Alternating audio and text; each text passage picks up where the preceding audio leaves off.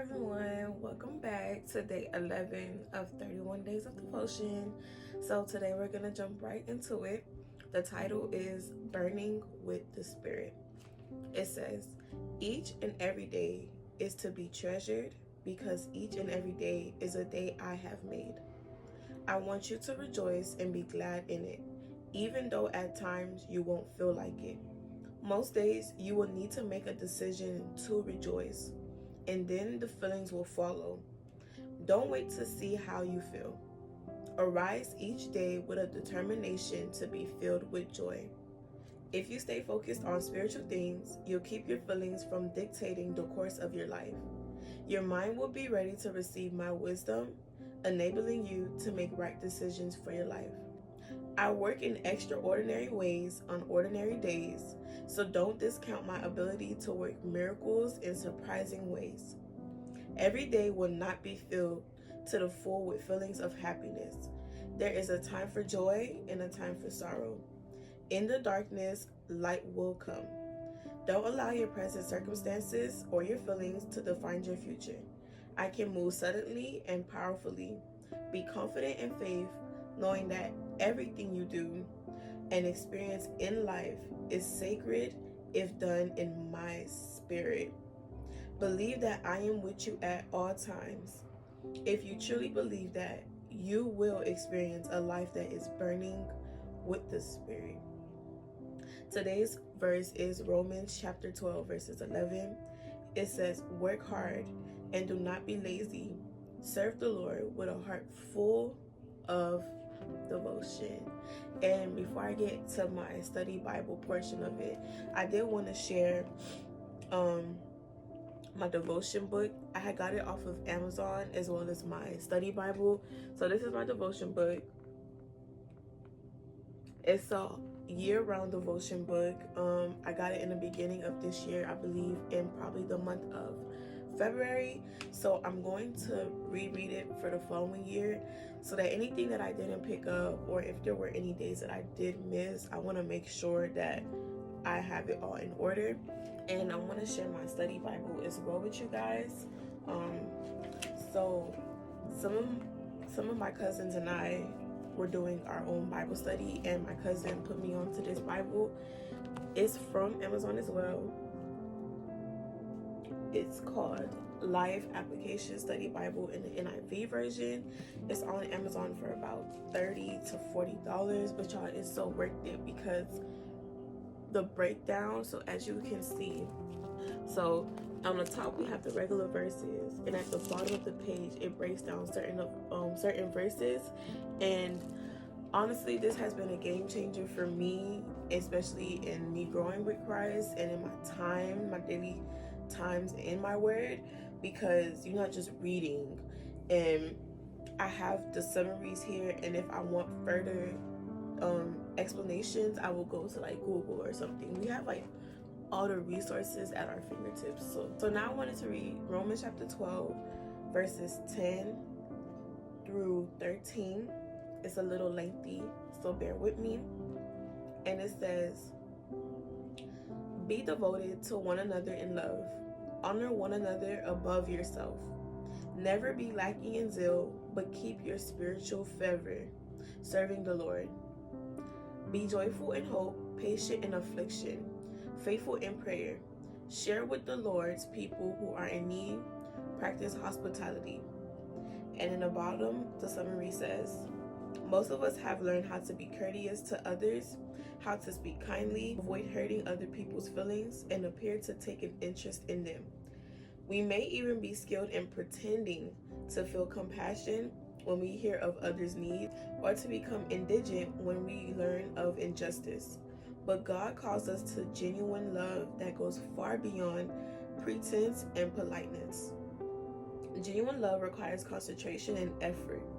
It means helping others become better people. It demands our time, money, and personal involvement. No individual has the capacity to express love to a whole community, but the body of Christ in your town does. Look for people who need your love, and look for ways you and your fellow believers can love community like Jesus. We can honor one another in two ways. One, involve ulterior motives. We may honor our bosses so that they will reward us, our employees so they will work harder, the wealthy so they will contribute to our causes, or the powerful so they will use their power for us and not against us. Another way involves God's path of love. As Christians, we honor people because they have been created in God's image, because they are our brothers and sisters in Christ, and because they have a unique contribution to make to Christ's church. Does God's way of honoring others sound too difficult for your competitive nature? Why not try to outdo others in showing honor? Put them first. Christian hospitality differs from social entertainment. Entertainment focuses on the host. The home must be spotless. The food must be well prepared and abundant. The host must appear relaxed and good-natured. Hospitality, by contrast, focuses on the guests. Their needs, whether for a place to stay, nourishing food, a listening ear, or acceptance, are the primary concerns. Hospitality can happen in a messy home. It can happen around a dinner table where the main dish is canned soup. It can even happen while the host and the guests are doing chores together. Don't hesitate to offer hospitality just because you are too tired, too busy, or not wealthy enough to entertain. So, all of this goes back to the title, Burning with the Spirit. Burning with the Spirit. And while we burn with the Spirit, we would have this nudge to be able to love others before us and honor another above ourselves. And these were just ways and examples of the difference between being kind and nice to others and what this world of entertainment seems to be. But God is calling us to have hospitality to others and to not focus on ourselves but to focus on our guests. And that looks like the everyday mundane tasks that we do in our lives. So how it says here that I work in extraordinary ways on ordinary days. So don't discount my ability to work miracles in surprising ways. And majority of the times where we find a breakthrough or we feel a sense of relief when speaking to other people, it's literally on ordinary days, doing ordinary tasks, fixing a room, redoing a room, cleaning the house, and someone comes along and you're talking to them while helping or just sitting and listening. Those things are putting them above yourself in a moment while still honoring yourself as well, because you're still doing the task that needs to be done. And it also depends on the severity of the topic or the conversation. If you would have to just sit and give them your undivided attention, to just be like, that can wait, I can always clean the kitchen anytime today, but this person is coming to me with a concern and I want to show that I'm here for them. And as we burn with the Spirit, each and every day is to be treasured, because each and every day is a day that I have made. So we tend to take each and every day for granted because we expect to wake up to the same routine, right?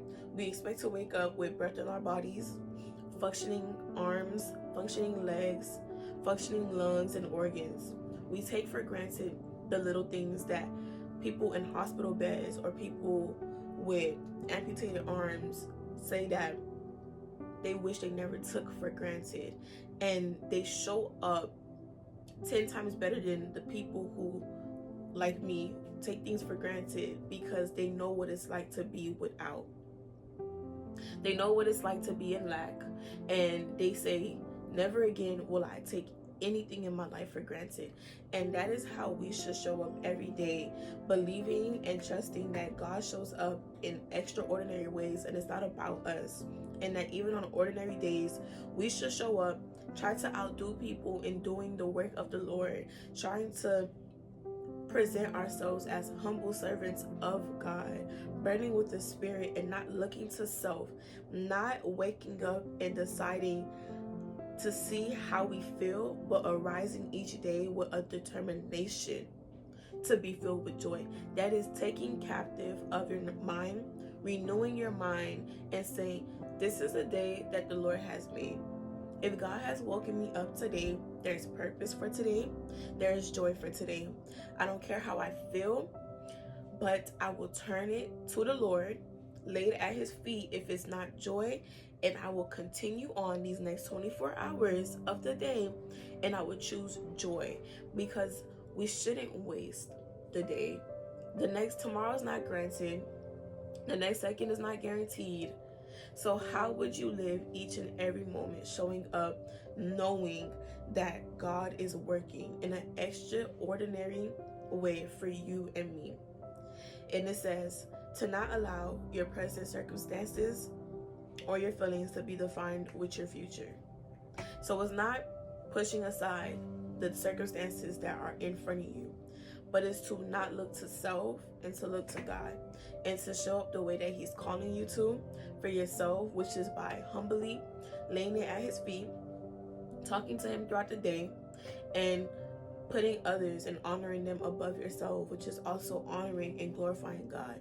And as we do those things, we look less to self and less to our problems, and we're able to show up in the day without anxiety and stress that we would have allowed ourselves to just sit and endure and let engulf us. So but it starts with us believing that he is with us at all times. And if we truly believe that, we will experience a life that is burning with the Spirit. Be confident in faith. Sorry, my allergies acting up. But it said to be confident in faith, knowing that everything you do and experience in life is sacred and done is sacred if done in my spirit. So it's always just literally taking the focus and the weight that God does not call us to carry on our own. To say, God, hey, I'm trusting you with this to give me better. It's like me giving him a little thing and trusting like this means so much to me, and I care about this, but I don't know what to do with it, or it's ran its course. Here, take this, and he gives you better, right? But what are you gonna do in the in-between when you're waiting for him to answer you, to comfort you, to show you anything? But are you going to continue to obey him and honor those around you? To honor him first and foremost, so that he can love on you, so that the love that he pours on you can overflow into those around you, so that you can be able to overflow and honor those around you by putting them above you, because you're not putting God above you. So I hope that all makes sense. So today is December 11th, the 11th day of 31 days of devotion. Thank y'all for joining in, and I hope y'all have a good rest of your day.